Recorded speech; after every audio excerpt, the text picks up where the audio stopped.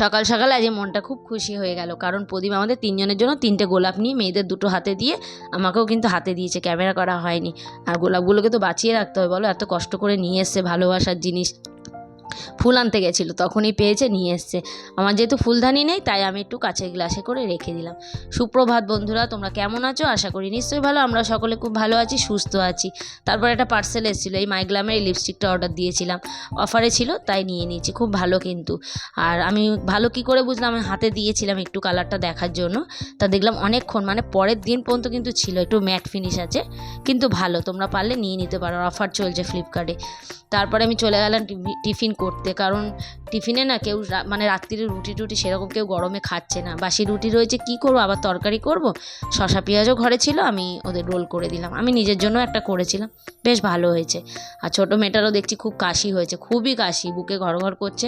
তা ভাবলাম ওষুধ খাওয়ানোর আগে ওকে একটু মধু তুলসী পাতা খাওয়াই। ওকেই বলছিলাম, ওদের তো আর আসতেই চাইছে না।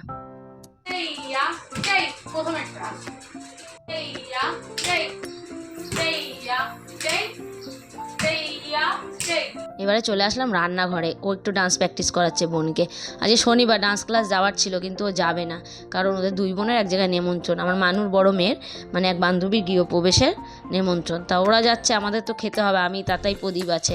আর প্রদীপ বললো কি রাস্তায় একটা গাড়ি নেই, তা ওই নিজেই আসলো, এসে মেয়েদের ছেড়ে দিয়ে আসলো। সামনে, বেশি দূরে না, ওখান দিয়ে 5 মিনিট হয়তো লাগবে। তোর বাবা মিষ্টি কিনে নিয়ে দিয়ে আসলো। আর আমাদের জন্য ওই কাঁচকলা ভাজা, আর তাতাই খুব ভালোবাসে কাঁচকলা ভাজা, তা একটা ছিল ভেজে দিলাম ওকে, আর একটু মাংস করলাম, মানে অল্প একটুই মাংস ছিল, সেটা করে নিলাম।